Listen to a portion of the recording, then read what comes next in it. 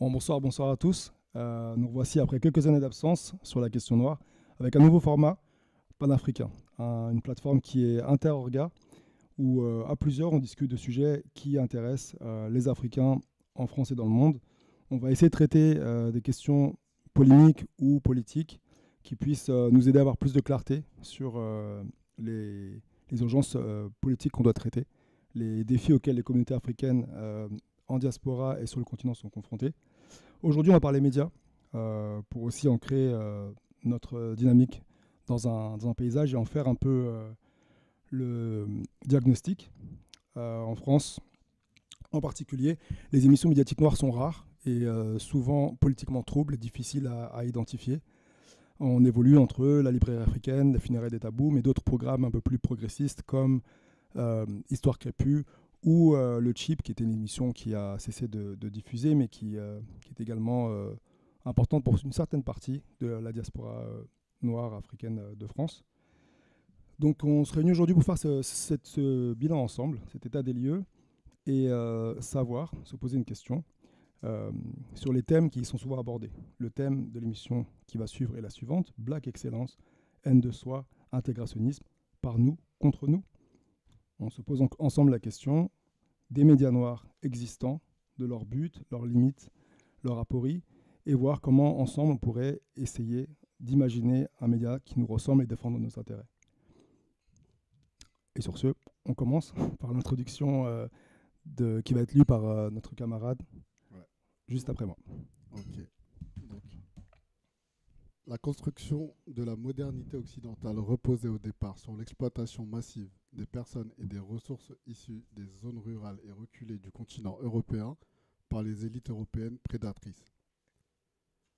En parallèle de la domination des classes laborieuses occidentales sur le vieux continent, se met en place un système d'extraction des ressources et des corps dans les pays du Sud global au service des intérêts économiques et politiques occidentaux qui étendent leur mainmise sur la planète au moyen de multiples actions génocidaires.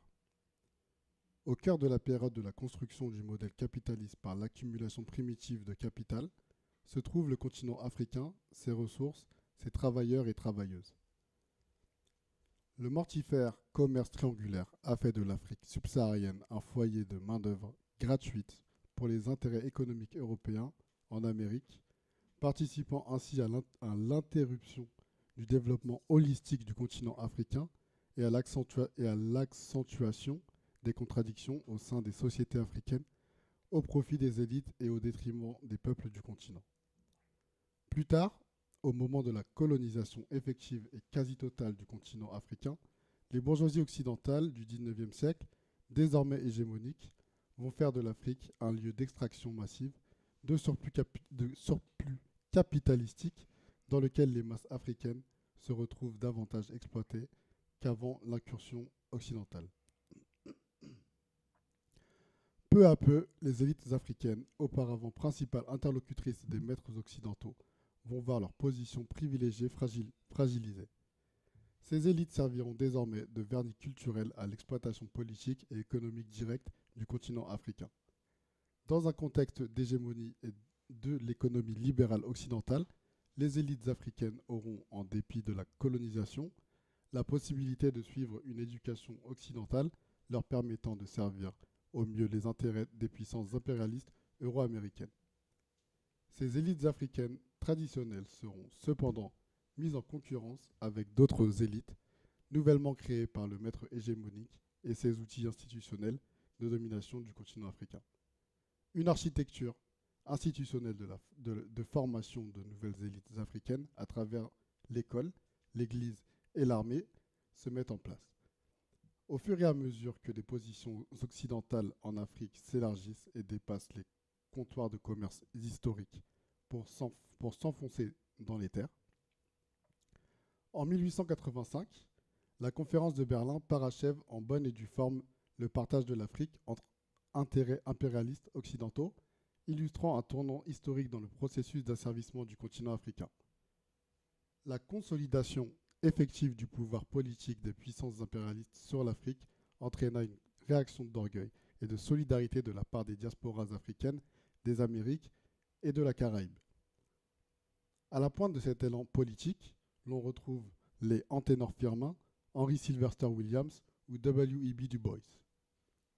Ces individus représentent la fine fleur intellectuelle et politique d'une nouvelle élite noire constituée d'abord dans les Caraïbes à partir de la Révolution haïtienne et suite aux abolitions successives de l'esclavage dans le reste du dit Nouveau Monde. C'est en réponse à l'accélération de la pression politique, économique et militaire occidentale en Afrique que ces élites vont peu à peu émerger, vont, pardon, vont peu à peu faire émerger l'idée d'une solidarité africaine au-delà des frontières des États d'abord, avec le pan-négrisme puis le panafricanisme. À cette époque, la croyance dans l'idée que la partie la plus éduquée, la plus aisée économiquement, culturellement et socialement de la population noire américaine serait celle qui sauverait l'ensemble de la population d'ascendance africaine aux États-Unis et partout dans le monde, était significativement répandue dans ce qu'on pourrait appeler la proto-bourgeoisie noire. Cette élite croyait aussi dans la capacité du marché à satisfaire l'ensemble de la population noire. La libre entreprise et la constitution d'un pôle capitaliste noir représentaient, pour cette élite, des solutions crédibles face à la situation économique désastreuse des populations noires aux États-Unis peu après la fin de la guerre civile américaine. Au début du XXe siècle, le panafricanisme en est à ses balbutiements. Suite au premier congrès panafricain, on voit très vite se dessiner différentes tendances parmi les participants et participantes à ces grandes messes politiques. Mais deux tendances principales se dégagent. D'une part, la tendance Garvey, du nom du tribun noir jamaïcain populaire et séparatiste tout en étant simultanément antisocialiste et anticommuniste. D'autre part, la tendance Du Bois, en référence à l'intellectuel noir américain plutôt progressiste, intégrationniste et franchement élitiste, au moins à ses débuts. Lors du congrès de Manchester en 1945, une troisième voix va se faire entendre, celle de Kwame Nkrumah, enseignant ghanéen ayant étudié aux États-Unis, qui deviendra président du Ghana au moment de l'indépendance de ce pays. La tendance Nkrumah, en plus de représenter l'évolution du centre de gravité du mouvement panafricain vers l'Afrique, fera la synthèse de l'approche populaire de Garvey et des aspects progressistes explicitement socialistes de Du Bois. Cette tendance Nkrumah prône aussi le consensusisme des populations issues du continent africain et l'importance d'une construction fédérale africaine pour libérer les Africains et Africaines du monde entier. En parallèle, c'est une tendance qui donne une place importante aux relations interpersonnelles entre les chefs d'État africains dans la mise en place d'un panafricanisme sur le continent et dans la diaspora. La tendance Nkrumah au sein du mouvement panafricain évolue en concomitance de celle du président tanzanien Julius Nyerere. Plus centrée sur l'importance des sous-régions africaines pour un panafricanisme total, l'approche de Nyerere, tout comme celle de Nkrumah, illustre une période où le panafricanisme est fortement influencé par les percées socialistes et communistes dans le monde.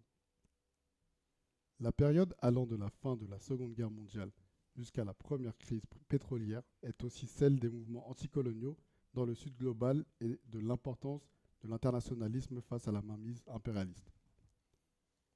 Cette solidarité des peuples se matérialise notamment par la conférence de Bandung, puis par la tricontinentale, puis plus offensive, encore sur le plan politique. Durant ces 3 décennies, un panafricanisme de combat plus radical encore que celui de Nkrumah et résolument ancré sur le terrain des luttes émerge, avec des personnalités telles que Amilcar Cabral ou Walter Rodney. Aux États-Unis, le mouvement des droits civiques rapidement suivi des Black Panthers sera combattu par les services secrets américains qui attiseront les rivalités avec d'autres groupes politiques noirs rivaux tels que l'US Organization ou la Nation of Islam. Très rapidement, au moment où les Black Panthers développent une approche matérialiste de la situation des Noirs américains en miroir des initiatives continentales de Cabral ou plus tard de Sankara, une approche plus culturaliste dont l'objectif est pour les Noirs américains de se réapproprier leur passé africain se met en place en cohabitation avec l'approche matérialiste des Panthers. Cette approche dite culturaliste aura tendance à fragiliser la synthèse politique panafricaine de Nkrumah en présentant les difficultés vécues par les Africains du continent et de la diaspora comme causées uniquement par leur acculturation aux normes sociales occidentales. Cette approche aura pour conséquence d'éclipser la lutte des classes, pourtant discutée par Nkrumah dans l'un de ses nombreux ouvrages. Dans cette lancée, le 7e congrès panafricain, dont l'objectif initial était de mettre à l'ordre du jour les réparations demandées à l'Occident pour les préjudices causés à l'Afrique dans les derniers siècles, finira par se concentrer sur les sentiments anti-arabes présents chez certains participants. Le mot d'ouverture du congrès prononcé par le président ougandais Yoweri Museveni sur le fait de savoir qui est africain et qui ne l'est pas illustre le tournant du panafricanisme révolutionnaire de combat vers un panafricanisme concentré sur les questions culturelles. Ce président ougandais représente de manière assez claire une partie des élites africaines dont les intérêts coïncident avec ceux des forces étrangères à l'Afrique contre l'intérêt des peuples du continent. Cette fraction de la bourgeoisie africaine associée aux fonctions administratives des États va, sous couvert de panafricanisme, consolider des systèmes politiques dont le seul objectif est l'enrichissement collectif des classes dirigeantes africaines et donc de la bourgeoisie au détriment des peuples. Les organisations africaines sous-régionales ou continentales comme le CEMAC ou la CEDEAO ou l'Union africaine représentent parfaitement les intérêts de ce que l'on pourrait appeler le cartel des chefs d'État africains. Face à cette réalité, l'approche visant à maintenir ou renouveler le système d'exploitation des ressources et des peuples africains sans changer les structures économiques et politiques de manière radicale sert d'une certaine manière les intérêts des bourgeoisies africaines comme groupe social, qu'elles soient commerçantes, étatiques ou militaires. Celles et ceux qui utilisent le panafricanisme comme idéologie servant de couverture à la continuation sous de nouvelles formes des systèmes de prédation et d'exploitation du continent desservent les intérêts des masses africaines. C'est bien à ce niveau que se joue le combat politique autour du panafricanisme. Dans la bataille pour l'hégémonie culturelle, la bourgeoisie culturelle africaine est particulièrement active en n'hésitant pas à résumer la situation économique de l'Afrique à des problèmes d'éducation financière, de fierté culturelle ou de fantasmes historiques, détournant ainsi les masses africaines de l'analyse matérialiste de leurs conditions d'existence. C'est dans cette dynamique que s'inscrit ce qu'on pourrait appeler le panafricanisme de droite. Cette vision non révolutionnaire et réactionnaire du panafricanisme tend à penser, d'une manière très individualiste et occidentale, que les Africains et Africaines ne sont pas développés à cause de leur manque de sérieux, de discipline ou même de leur qualité intellectuelle.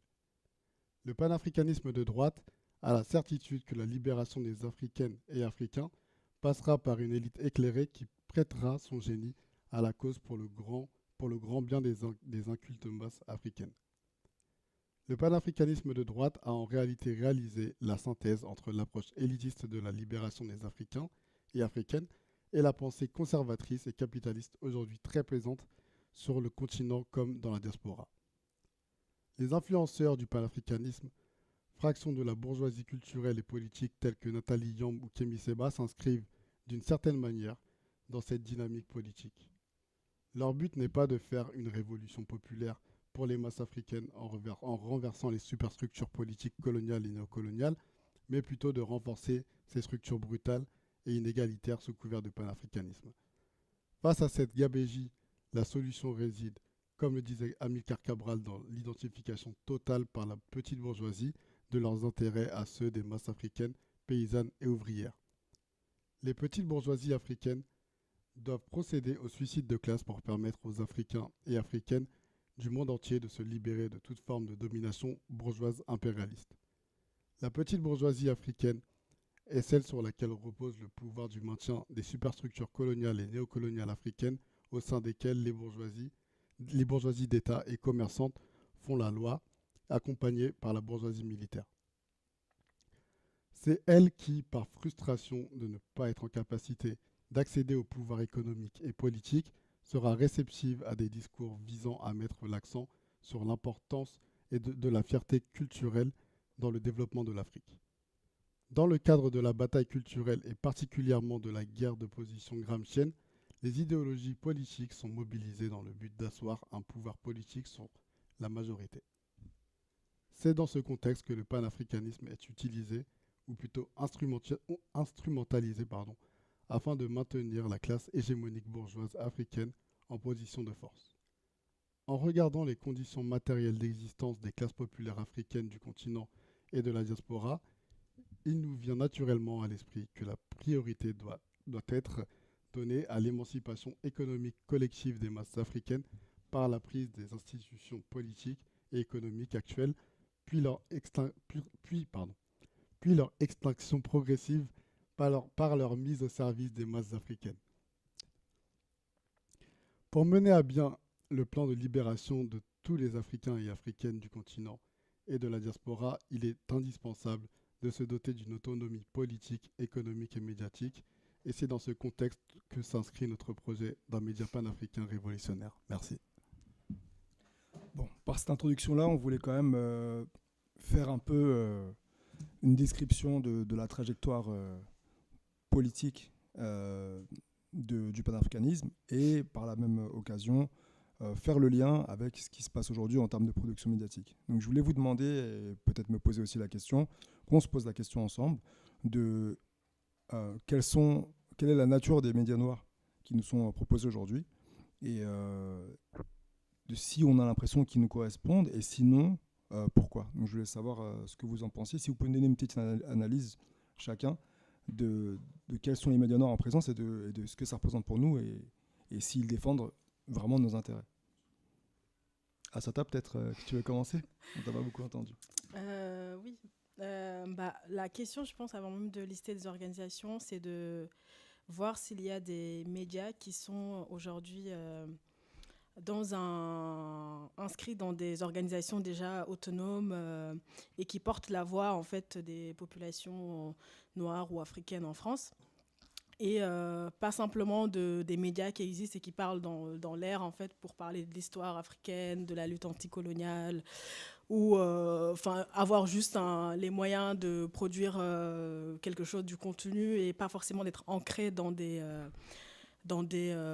luttes pratiques et concrètes en fait. Et ce qu'on voit aujourd'hui dans la plupart des médias qui existent, je vous laisserai les citer plus précisément, mais c'est pas des personnes qui sont ancrées en fait dans les luttes des populations africaines en France, que ce soit dans les luttes des sans-papiers, dans les luttes, même en étant ici pour ce qui se passe sur le continent africain. En fait, c'est des personnes qui ont les moyens et qui essayent en fait de porter des voix individualistes en fait qui ne portent pas du tout les voix des Africains et plutôt qui les desserrent. Et donc, pour une analyse rapide, pour ne pas monopoliser la parole, c'est plutôt ça que je dirais. T'as un avis, toi, du coup, fils, après cette longue introduction? Déjà, je m'inscris totalement dans ce que vient de dire la camarade.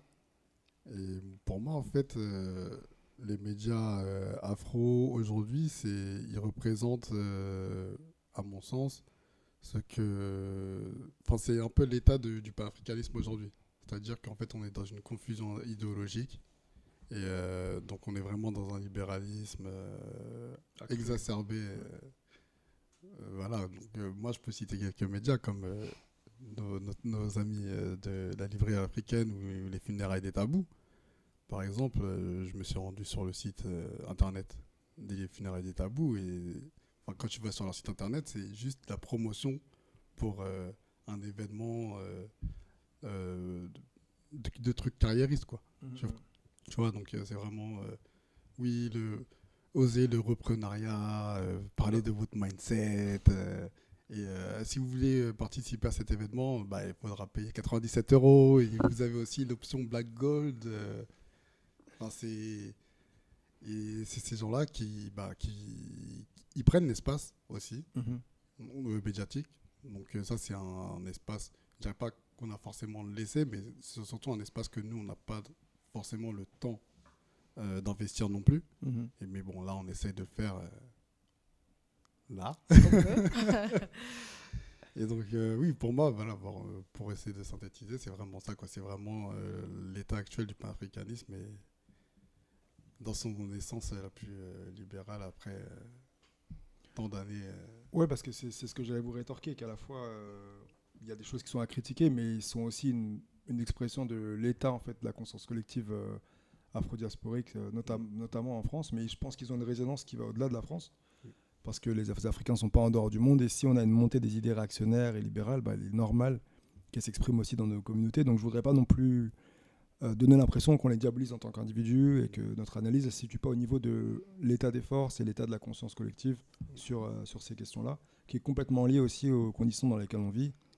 Je pense que pour beaucoup, c'est normal dans une société qui marginalise et exploite en fait les masses africaines, que certains aspirent à se sortir de cette condition-là, aspirent à, pour certains, à cause d'une certaine aliénation, ressembler, ou en tout cas une certaine égalité avec leur oppresseur, qui est un oppresseur à la fois de classe et de race, parce que s'ils veulent devenir bourgeois et se dissocier aussi un petit peu des masses par leur distinction culturelle, leur élocution, leur accoutrement, c'est aussi une volonté de se séparer du stigma. Donc je pense que c'est quand même un diagnostic qu'il faut qu'on puisse faire aussi, qui ne soit pas non plus complètement à charge, mais qui puisse regarder en face que c'est l'expression d'une certaine disposition qui est créée par les conditions d'exploitation et de racisme dans lesquelles nos populations vivent au quotidien. Et en ça, je pense qu'on a quand même intérêt, nous, conscients de cette réalité, de proposer autre chose, de proposer un point de vue sur le monde qui soit ancré dans un certain optimisme révolutionnaire, dans la conviction qu'on peut changer l'état de fait et qu'on n'est pas obligé de s'y adapter pour s'espérer ou s'imaginer libre et heureux, en fait. Parce que c'est ce qui est proposé, c'est de s'adapter, de ressembler à nos oppresseurs pour atteindre un certain bonheur. Et c'est ce qui est vendu à travers toutes ces formations, ces salons, ces encouragements à l'entrepreneuriat, cet idéalisme. Et quand on dit idéalisme, c'est-à-dire cette conviction que les idées, en fait, sont absolument transformatrices et qu'elles vont transcender toutes les conditions dans lesquelles on vit et qui nous enferment, quoi. Donc, non, c'est mon point de vue sur ça, mais je pense que c'est pour ça qu'on est réunis, on est un petit peu d'accord. Oui. Ouais. Mais c'est ça, c'est cette confusion, en fait, c'est que, en fait, ils arrivent à corréler d'une certaine façon donc, tout ce truc individualiste en mode c'est par l'intégrationnisme que vous allez réussir en mimant exactement la façon dont l'Occident, la norme que vous allez faire, mais en même temps ils vendent un truc de service à la communauté afro. Tu vois, ils se vendent aussi comme représentants des communautés afro. Et enfin, je suis désolé, mais ces gens-là, ils représentent que eux-mêmes, quoi. De toute façon, c'est aussi des espaces d'autopromotion, ça. Oui. Ouais. Mais du coup, je me dis, mais en fait, quel rôle ils ont dans quel projet politique concret est-ce qu'ils représentent. J'ai l'impression que en fait dans leur audimat, c'est pas forcément une chose qui est très claire. C'est-à-dire que tu peux être dans des milieux panaf, ils vont te faire la promotion de ces médias-là, et tu te dis mais attends, mais on est chez des panaf ou on est chez En Marche, enfin chez Macron avec une blackface, que je sais pas. Genre, c'est... Après. Je vais peut-être te poser la question à toi, Assata.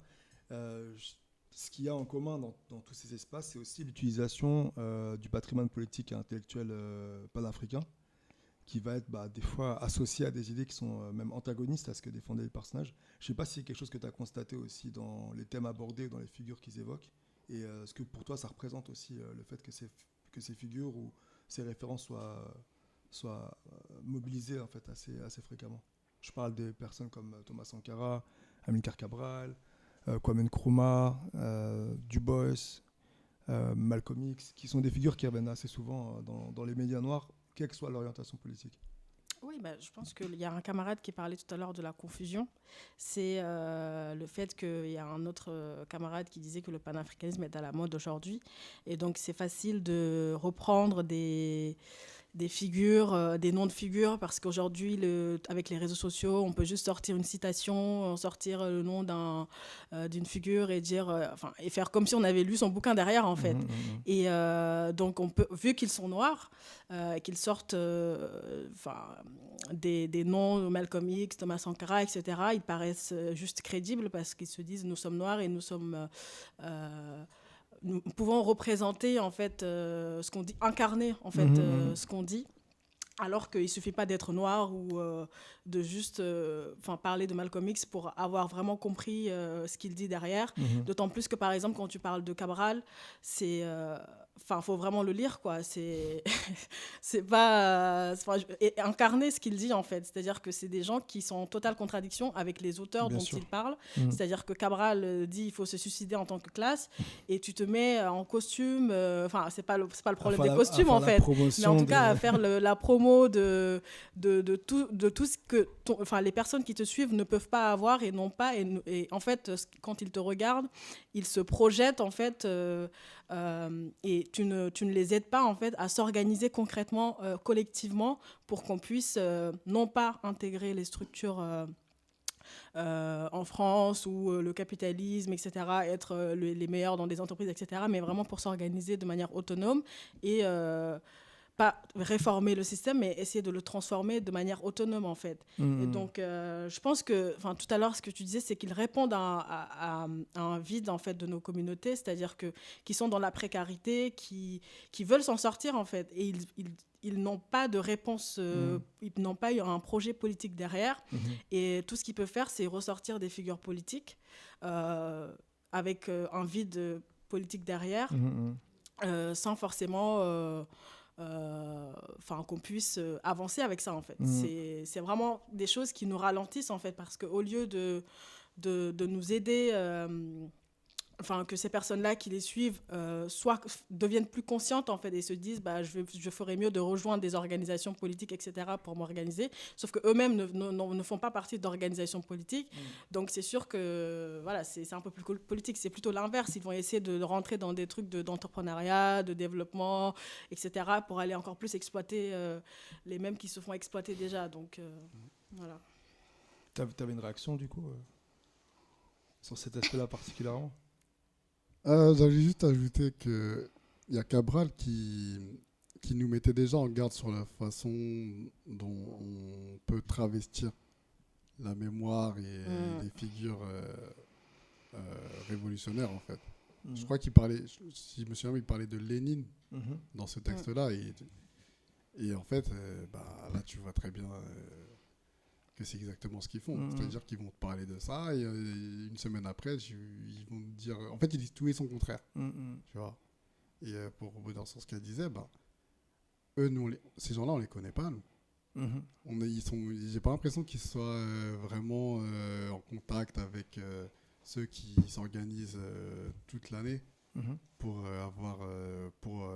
atteindre ce but panafricaniste, tu vois. On se croise pas. Tu vois. On se croise pas. Ils peuvent connaître quelques individualités, tu vois. Ils peuvent inviter un Hamzat de temps en temps, mais ça s'arrête là. Quand ils invitent Domota, c'est pour l'insulter. Ouais. Tu vois. Ouais. Quand il insulte, le type, il s'en va, quoi. Il dit, on n'a rien à se dire, ciao. Et même, parce qu'en fait, ce qu'on remarque aussi, c'est qu'il n'invite pas que des personnalités africaines. Il y a pas mal de personnes qui passent par là. Et c'est ça aussi, on voit, il y a une certaine hétérogénéité des invités. On va avoir des penseurs blancs comme Bégodeau qui vont succéder à une interview d'influenceurs de droite comme Papacito ou Rochdi. Donc ça aussi, je me posais la question de ce que ça veut dire d'avoir des émissions qui se disent noires, qui parfois se revendiquent panafricaines, et arrivent à cohabiter comme ça avec une certaine sympathie avec des personnalités d'extrême droite qui, au quotidien, luttent concrètement pour la déportation de masse des Africains, la répression militarisée de l'immigration, enfin des choses qui mettent quand même en jeu directement la vie des Africains. En fait, je sais pas si vous avez remarqué ces interventions-là et si ça vous évoque quelque chose. Et après, j'ai une autre question, mais je la réserve pour juste après, si vous avez une réaction au fait que comment on explique un espace qui se dit africain-panafricain puisse à ce point-là être dans l'hétérogénéité et avoir autant d'acquaintances avec en particulier ces invités catégorisés à l'extrême droite. Jusqu'à aujourd'hui, moi, je n'arriverai pas à avoir une réponse arrêtée là-dessus. Parce que, par exemple, moi, je sais que j'ai des camarades qui me disent que lorsqu'ils invitent des personnes comme Rojdi ou Papacito, en fait, c'est un acte... ils montrent leur couleur politique. Alors que, d'un autre côté, tu peux aussi te dire que, en fait, eux, ils veulent vraiment avoir tout le spectre politique, le champ politique le plus large possible. Et donc, comme ils aiment le débat et qu'ils sont là que pour ça, et ben, il faut écouter tous les aspects, toutes les idéologies possibles. Et moi, je suis là en mode, je sais pas trop. Des fois, je me dis que c'est quand même un positionnement politique d'inviter un Papacito, par exemple, et surtout qu'ils sont très tendres avec lui, tu vois. Ouais, c'est vrai. Alors plus qu'avec un Domota. Plus qu'un Domota, tu vois. Qui vont provoquer. Ou même avec un Hamzat. Ouais, parce que Hamzat, il se fait cuisiner quand il va là-bas. Heureusement qu'il a des appuis solides, tu vois. Donc, moi, j'arrive pas encore à vraiment savoir si c'est vraiment un positionnement politique caché, on va dire. C'est-à-dire que, bon, on en invite quand même beaucoup de personnes noires qui vont nous parler de tout un tas de choses, mais d'un autre côté, hop, tu passes ce petit droitard avec qui on est plutôt d'accord. On est plutôt d'accord. On partage une passion pour Rousseau et la littérature française et les Lumières. Du coup, je sais pas trop. Après, la question de comment on peut être africain et inviter ce type de personnes, moi je dirais peut-être qu'on n'est pas panafricain en fait. Ouais. Parce que si on est panafricain, c'est qu'on est anticapitaliste, on est anti-impérialiste, tout ce qui, les politiques de droite, etc., qui vont à l'encontre des masses africaines, des immigrés, des sans-papiers ici en France. On ne va pas inviter des personnes qui font la promotion de ces politiques-là. Donc, on peut se poser la question, je suis personne pour déterminer s'ils sont panafricains ou pas, mais en tout cas, en donnant la définition de ce qu'est le panafricanisme, à savoir d'abord l'intérêt des populations africaines et donc lutter contre tout ce qui est impérialisme, capitalisme, etc. Faire la promotion d'une certaine manière, parce que les invités, c'est aussi donner de la visibilité. On peut se poser la question. Pour moi, ils ne sont pas panafricains. J'avais dit que je n'allais pas donner mon avis, mais ils ne sont pas panafricains. Et c'est aussi, non mais je termine, c'est aussi que... c'est que peut-être que ces personnes-là, ils ont les mêmes intérêts que les personnes qu'ils invitent au final, parce que si, ils se disent représenter des Africains, mais qu'ils ne voient pas la menace ou les menaces derrière les personnalités par exemple de droite qu'ils invitent, ça montre aussi en fait la déconnexion avec les masses africaines, avec les sans-papiers ici qui subissent de plein fouet la fascisation en France avec tous les centres de rétention, les OQTF, etc., qui sont aujourd'hui insupportables en fait. Donc je dirais plutôt ça. J'allais te demander de définir le panafricanisme, mais je pense que tu es bien au courant de la définition de Manchester, vu que votre organisation a célébré récemment... son anniversaire. Ouais. Donc on parle, en tout cas ici dans cette émission, sur cette plateforme, entre nous, dans nos organisations, on parle de la libération et de l'unification totale du continent sous le socialisme scientifique. Donc le panafricanisme, en tout cas tel qu'il a été défini au tournant des indépendances africaines, était aussi un projet autant politique que économique, et donc s'inscrivait profondément en contradiction avec le capitalisme, quelque chose qui est souvent occulté par les personnes qui s'en revendiquent aujourd'hui, qui font comme si le panafricanisme c'était juste aimer l'Afrique, être fier de ses racines, être le beau, retour à l'Afrique antécoloniale. Voilà, c'est ça. Alors qu'en fait, il y a aussi une proposition, parce qu'on savait déjà à l'époque, avant même les indépendances, que le colonialisme avait aussi dans ses valises un système économique qu'il a imposé et qui est absolument central et qui est même le moteur en fait de l'expansion coloniale. Donc pour nous, il est assez clair qu'il n'y a pas de panafricanisme qui ne soit pas en rupture et en contradiction totale avec le capitalisme. Et ce qui est vendu dans ces émissions-là, c'est souvent une forme d'opportunisme, voilà, l'encouragement à des destins individuels extraordinaires qui, juste parce qu'ils existent, tireraient l'Afrique de ces problèmes sans considérer concrètement en fait, qui exploite, comment, dans quelle mesure, etc. Après, en face, c'est là où je voulais peut-être vous emmener, c'est qu'on a d'autres expressions médiatiques Ouais. Je veux dire, les gens qui se revendiquent de l'élite ou de la petite bourgeoisie africaine ne sont pas tous sympathiques de l'extrême droite française. Il y en a aussi qui sont présents sur des médias de gauche, il y en a qui essaient de monter des médias indépendants. Et je veux savoir si vous les regardiez un petit peu et si vous aviez aussi une idée des limites et aussi des avantages que représentent ces expressions médiatiques afro, qui sont un peu plus progressistes, disons, en tout cas, dans leur position. Moi, je regarde pas. Mais Mais je sais de qui tu parles, en tout cas. Donc, Histoire Crépue. Ce cher Histoire Crépue qui est passé de page Instagram à chaîne YouTube jusqu'à média. Mm-hmm. Et en fait, la façon dont le média est né me fait toujours rigoler un peu. C'est-à-dire que, en fait, il y a tellement eu un traumatisme avec les élections législatives en 2024. Il y a eu tellement une déception. Une peur. Non, mais Ouais. en fait, il y a eu la peur, la vraie peur que le RN rafle tout. Et avec leur pouvoir médiatique, ils se sont dit, bon, il va falloir se réveiller. Tu vois. Et même quand il a fait la soirée de lancement du média, c'était vraiment, il disait objectif Sauver la 2027. Quoi. C'est ça. Tu vois, genre, c'est vraiment 2027, c'est présidentiel. Et je me dis, ok, donc lui, c'est en fait, son horizon, c'est ça. Et je me dis, mais je comprends un peu le propos, tu vois, mais il va pas très loin. C'est-à-dire que, en plus, lui-même est assez fan de Hamzat.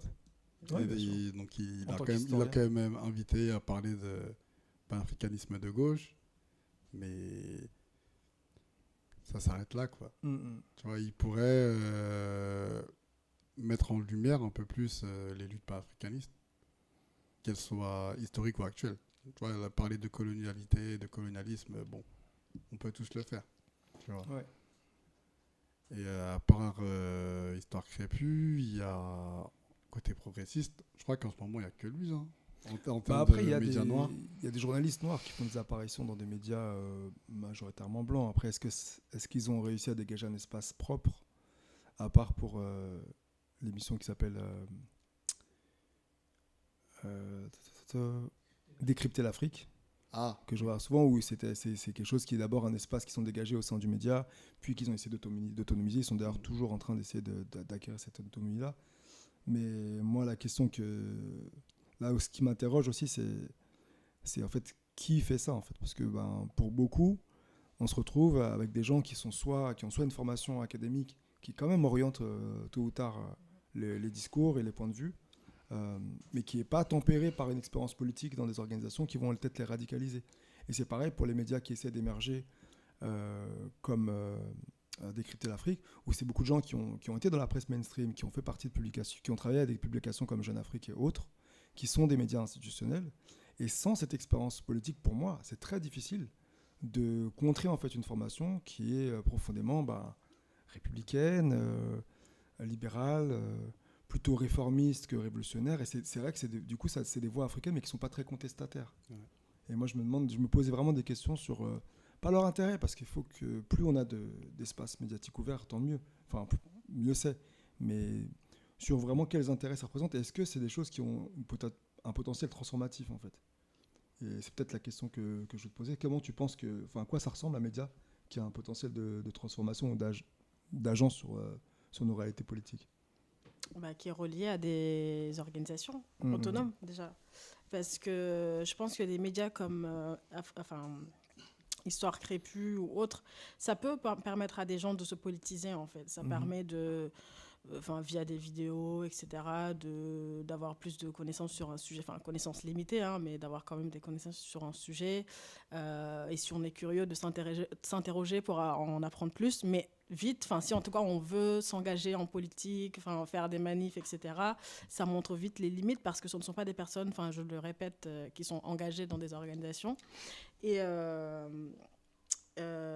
en fait, par exemple, Histoire Crépue, au début, on s'était dit que ça à la Ligue, par exemple, on a essayé de l'inviter à des événements, etc. Parce que même si au début, ce ne sont pas des personnes qui sont reliées à des organisations autonomes, etc., peut-être qu'avec le temps, et s'ils voient vraiment que ça permet de faire avancer les luttes, ils peuvent se connecter à des organisations existantes et donc donner un espace, en fait. Et nous, on l'a invité plusieurs fois et il n'est pas venu, quoi. Donc la question aussi, c'est se poser, c'est si on n'arrive pas à se relier concrètement à des organisations qui existent, à tenir juste des discours dans le vide, quel est l'objectif, en fait? J'ai pas la réponse à ta question, je crois.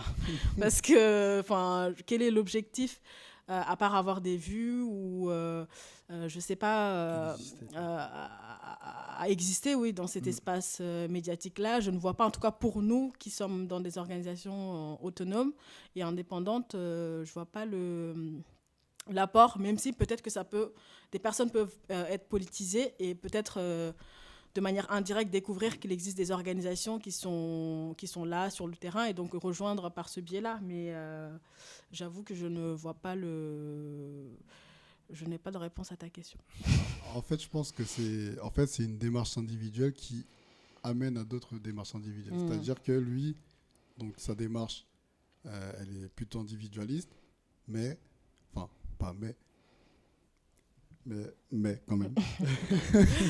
Mais donc lui, en fait, il se dit, bon, je vais enseigner des choses au plus de personnes possible, mais je veux juste qu'ils apprennent des choses, mais de façon individuelle. Je veux pas qu'ils s'engagent, qu'ils apprennent ensemble. Je sais pas si vous voyez ce que je veux dire. Et tu penses que c'est aussi délibéré que ça? Parce que moi, je suis pas sûr que ce soit aussi conscient. Non, c'est inconscient. Moi, je pense que c'est inconscient. Je ne pense pas qu'il le fasse consciemment et dise, oui, bon. Mais il y a une chose qui est constante, c'est qu'il fait ça pour sa pomme.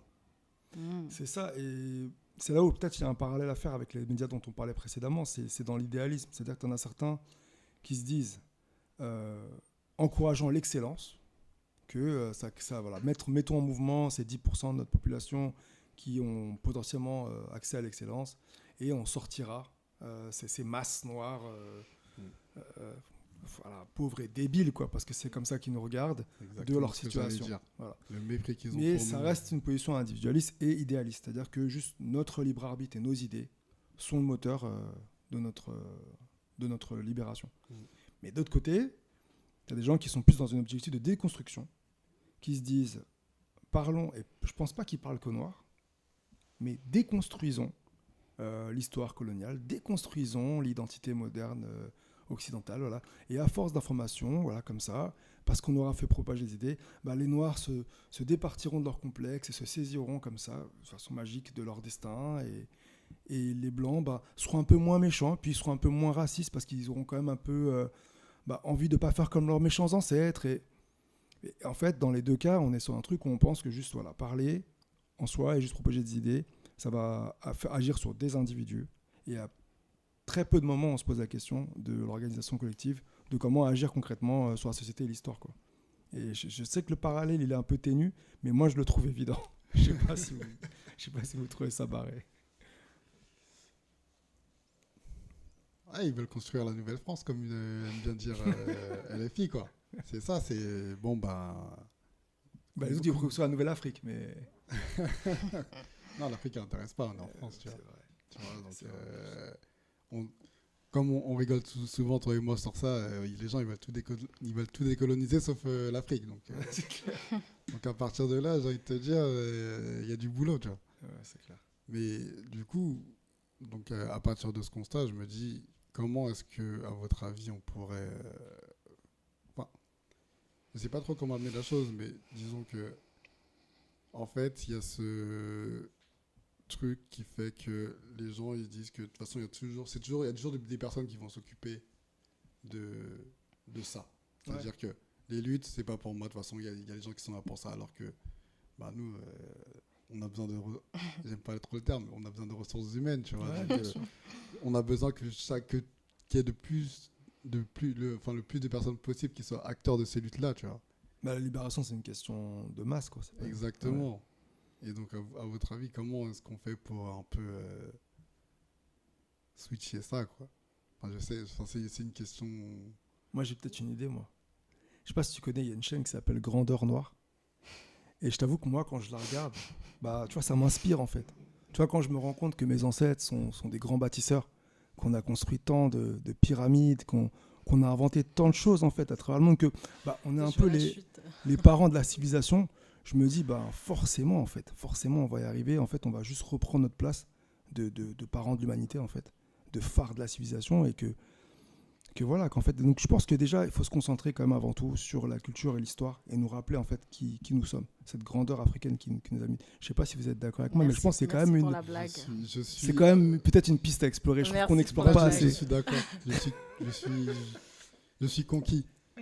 Mais par contre, je connais pas Grandeur. C'est vrai? Ah ouais? Non. Ah ouais. Non, vraiment. Ah ouais. Après, c'est Black Excellence, etc. Ouais, aussi, tu vis dans une cave, frère, c'est pas possible. Ma cave, elle est... Ah, je te rappelle. Elle est trop bien, ma cave. Ouais, ça a l'air douche, nous on souffle. Vraiment. Ça t'as l'air de connaître. Est-ce que toi aussi t'es inspiré pour la révolution africaine quand t'entends autant de propos sur la grandeur de nos ancêtres? Qu'est-ce que tu penses? Quelle est la place de l'histoire dans la mise en mouvement qu'elle nous appelle fils? Je pense qu'il faut arrêter de réécrire l'histoire, quoi. Enfin, je veux dire, oui, l'histoire est importante parce que on est aussi, on fait partie des populations où on a écrit l'histoire, nos histoires à notre place, etc. et qu'il y a besoin de déconstruire et d'apprendre notamment aux enfants africains, noirs, qu'ils avaient aussi des civilisations, etc. Mais il faut arrêter d'idéaliser le passé africain parce que, en fait, nos sociétés, comme disait, je ne sais plus si c'est Césaire, non, mais elles existaient en fait. Elles existaient, elles suivaient leur cours en fait. Elles n'avaient à envier à aucune autre société en fait. Elles avaient leurs forces, elles avaient leurs faiblesses. En fait, c'était pas des sociétés idéales dans lesquelles toutes les populations et toutes les strates de la population étaient heureuses en fait. Il y avait des populations, il y avait des élites, il y avait des personnes qui étaient opprimées, exploitées, etc. Et donc on avait des civilisations, etc. Il faut juste rétablir les faits et voir si dans notre passé il y a des choses qui peuvent nous servir aujourd'hui et avancer avec, et sans forcément vouloir revenir à un passé imaginaire. Je pense pas que toutes les populations d'avant, par exemple, il y a Saïd Bouamama, lui il parle du passé antécolonial, parce que dire passé précolonial, c'est comme si on savait déjà qu'il y aurait la colonisation après, donc le passé antécolonial africain. Comme une suite naturelle. Voilà, c'est ça, en fait, c'est pas... il n'y a rien à envier, quoi. C'est juste important de revenir à l'histoire, d'étudier l'histoire, comme par exemple Hamzat Boukari Yabara le fait, et donc d'utiliser l'histoire pour faire avancer les luttes d'aujourd'hui, tout simplement, en fait, et s'ancrer dans les luttes d'aujourd'hui et pas vouloir retourner à un passé d'avant, quoi.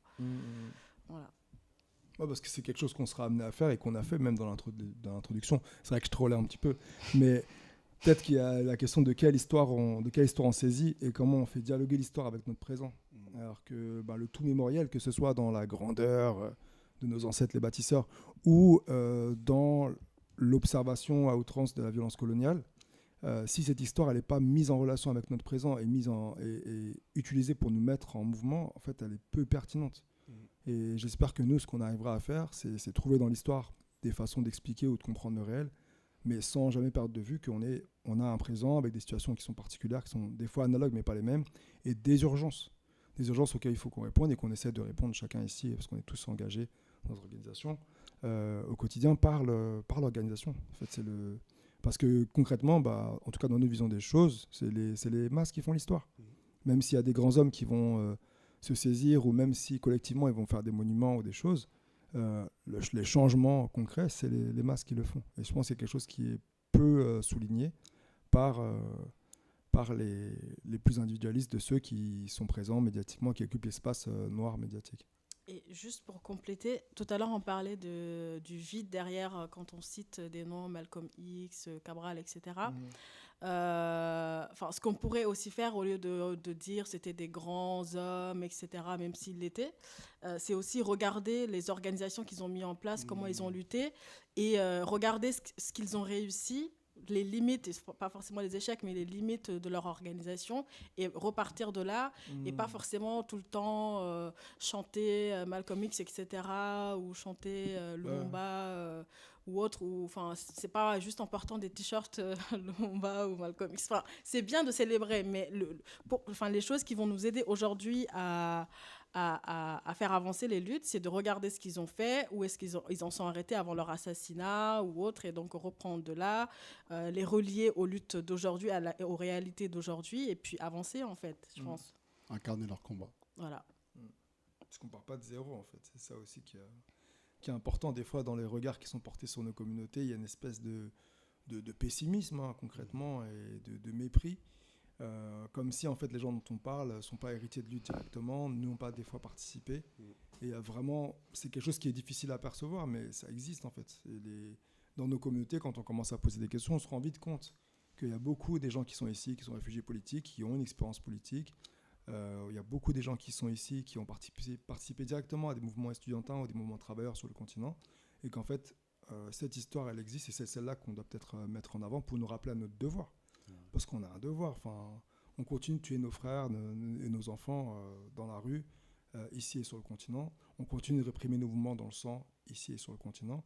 Et il y a un impératif concret à mesure que les sociétés impérialistes se fascisent à l'intérieur et augmentent leur agression à l'extérieur. Il s'est passé quelque chose aujourd'hui, et je détourne un petit peu du sujet, mais qu'on ne peut pas ignorer en tant qu'anti-impérialiste, c'est l'agression gratuite et violente des États-Unis sur l'Iran. Et nous, en tant qu'Africains aussi, des fois peut-être savoir s'intéresser à d'autres espaces pour voir ce qui pourrait nous arriver. Parce qu'une des raisons pour lesquelles l'Occident se venge contre l'Iran, c'est la nationalisation du pétrole dès l'arrivée au pouvoir de la révolution iranienne. Aujourd'hui, on a nationalisé les sites d'exploitation d'urano au Niger. Et on peut s'imaginer un jour une revanche, parce que là, comme on voit, les revanches, elles peuvent s'exercer des décennies après. Et dans les médias que je consulte, moi, on va parler des fois de ces faits-là, mais on ne va pas forcément faire cette utilisation-là de l'histoire où on va la connecter à notre futur aussi, et voir comment l'histoire peut être une matière pour réfléchir des stratégies, pour pouvoir anticiper en fait les coups de l'ennemi. Donc je ne sais pas si c'est quelque chose que vous partagez, je ne sais pas si vous avez des analyses sur... Est-ce que vous avez vu, vous, des médias noirs réagir aujourd'hui à ce qui s'est passé en Iran, par exemple? Non. Bon, déjà, je ne les consulte pas, mais j'imagine qu'ils n'ont pas réagi dessus. Parce que déjà, en fait, tout ce qui ne se rattache pas à l'Afrique ou à nos communautés ne les intéresse pas. Tu vois. Je pense que là, les 3 dernières années l'ont assez bien prouvé avec la question de la Palestine. Tu vois. Donc, voir des Noirs être en solidarité avec la Palestine, ça donnait des ulcères à ces gens-là. Ils se sont dit, mais ah oui, vous dites Free Palestine, mais jamais Free Congo. Mais le mouvement pour le Congo, il est ce qu'il est. Hein, et on est dedans aussi, tu vois. Ouais, et eux, qu'est-ce qu'ils font surtout? Est-ce qu'ils font quelque chose pour le Congo déjà? C'est toujours les mêmes, de toute façon. C'est toujours ceux qui reprochent aux gens d'être en solidarité avec tout ce qui sort de l'Afrique, qui ne font déjà rien en solidarité avec le continent, les luttes du continent. Donc. Je prends l'exemple de l'Université Ouakongo que vous organisez assez fréquemment, qui se fait en partenariat avec des organisations aussi sur le continent, qui est un événement vachement important, qui permet de appréhender la complexité des développements politiques du Congo depuis les luttes de libération nationale jusqu'à aujourd'hui. Moi, j'ai jamais vu, et j'ai essayé d'écouter ces émissions, parce que j'aime pas critiquer dans le vide, j'ai jamais vu un appel à une manifestation ou une initiative d'éducation politique comme la vôtre sur ces plateformes, mais jamais. Donc, et c'est souvent des milieux où on va, comme tu dis, avoir des critiques assez acerbes de toute dynamique politique de solidarité internationale depuis l'Afrique, en fait. Et d'ailleurs, on n'en parle pas. C'est-à-dire que quand les étudiants sénégalais se solidarisent de la Palestine et essayent de chasser un représentant israélien dans l'université, c'est pas des endroits où on a un relais. Par contre, il faut aussi rendre ce crédit-là, des médias comme Décrypter l'Afrique vont le faire. Oui.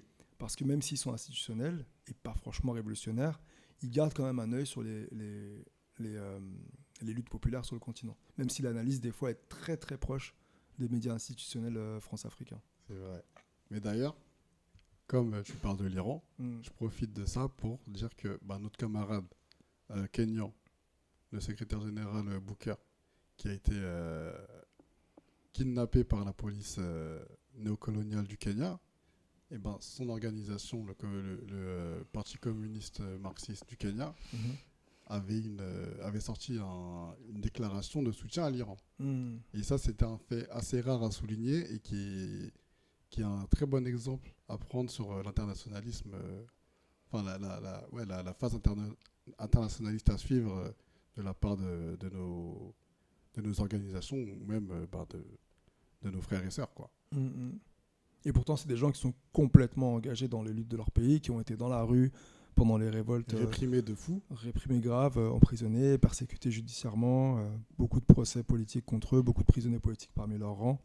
Et ça ne les empêche pas, malgré cet état d'accablement, de soutenir. Et c'est là qu'on se demande, nous, notre petite bourgeoisie qui ne risque pas grand-chose, on se demande comment on peut faire aussi preuve de couardise, quoi. Enfin, le manque de courage politique qui est affiché, notamment concernant la Palestine, mais même des questions africaines où il y a des positionnements qui sont soit pas clairs, soit absents, en fait, sur des questions assez urgentes.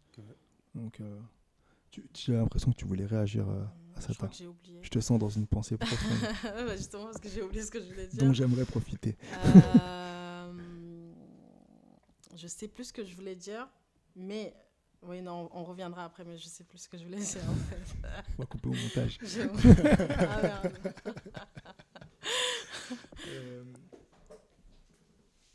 Du coup, un média panafricain pour vous, au-delà de ce qu'on fait ici, mais un média panafricain, le média de vos rêves, qu'est-ce qui prendra en charge? Quel type de sujet vous aimeriez qu'il soit abordé? Sous quel angle?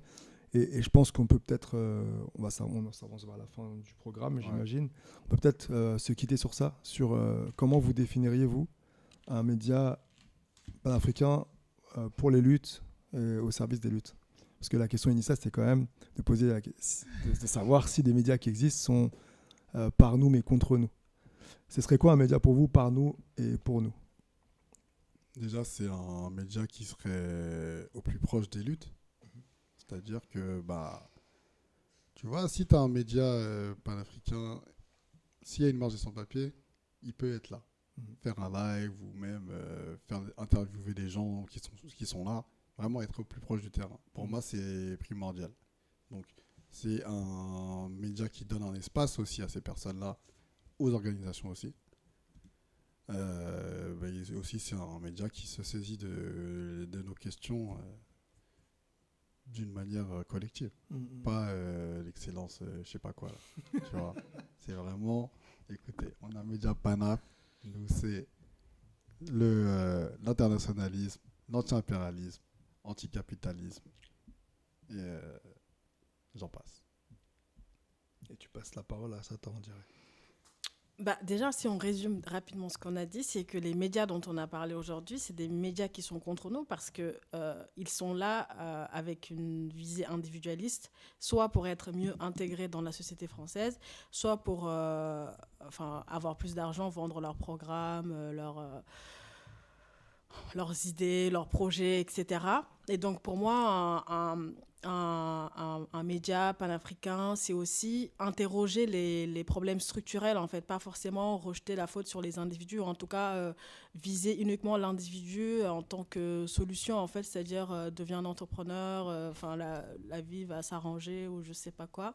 Mais c'est plutôt essayer d'interroger en fait les problèmes structurels aujourd'hui en France, le racisme d'État, les violences policières, les sans-papiers, la fabrique des sans-papiers, le lien entre les sans-papiers d'ici et ceux qui sont sur le continent, et avoir aussi une vision internationaliste. C'est quoi le lien entre les problèmes en Iran avec ceux des Africains, entre Nigeria et Cuba, Venezuela, entre ICE aux États-Unis et les centres de rétention ici en France, en fait. C'est aussi faire tous ces liens-là, analyser, comme disait le camarade, laisser les personnes concernées en parler directement et pas inviter des spécialistes de je ne sais quoi, même si, bon, voilà, on en a besoin des personnes qui ont fait des recherches, mais inviter directement les personnes concernées pour en parler et s'ancrer dans le terrain, quoi, tout simplement. Bon, moi, je suis d'accord avec vous. Hein. J'ai essayé de ne pas redire la même chose. Mais dans les médias qu'on a évoqués, je garde une certaine sympathie pour décrypter l'Afrique, qui, je pense, a plus une ambition mimétique, en fait, des structures de médias actuelles. Ils veulent être un média mainstream africain. Mais voilà, comme tu dis, ça part avec certains biais de la fétichisation de l'expertise, de l'absence en fait des acteurs de la lutte, même si de temps en temps on va avoir un Hamzat ou un Augusta ou quelqu'un qui va intervenir, qui est issu du terrain, mais ça reste rare et ça reste des points de vue qui sont minoritaires dans la ligne. Donc pour moi, ouais, c'est le plus important, et je reprends ce que vous dites, c'est vraiment la connexion aux luttes et la connexion aussi au continent. On a la chance et la bénédiction d'être en situation diasporique, et ce qui fait qu'on a quand même le lien avec plein d'organisations qui sont représentées ici, qui s'organisent surtout au sein de leur communauté et qui ont peu accès aux médias, et dont même au sein des communautés afro, en fait, on n'est pas forcément au courant. Donc je pense qu'il y a aussi cette ambition-là que j'espère qu'on pourra porter ensemble, de donner la voix à tous les acteurs des populations, des communautés africaines en France, en exil pour beaucoup, et avoir une expertise qui vienne des luttes, quoi.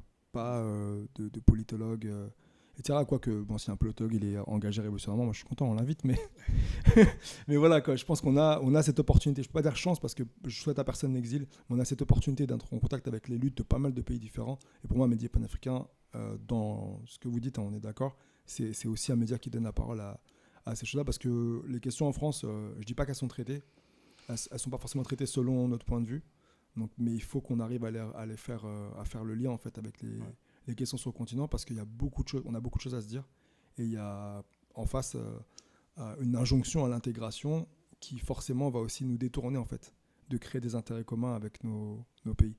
Et si on s'intéresse un peu à l'histoire, donc on mentionnait tout à l'heure l'importance, la plupart de nos luttes de libération, elles ont été faites sur plusieurs territoires en même temps. Donc c'est à nous aussi de continuer ces trucs-là. La libération africaine, elle est en cours, et un média panafricain, pour moi, il doit la soutenir en continuant à renforcer ce lien-là entre lutte diasporique et lutte continentale. Bon, je sais pas, on dirait que c'est le mot de la fin. Salut. Le mot de la fin, c'est rejoindre une orga panafricaine. Yes. C'est ça.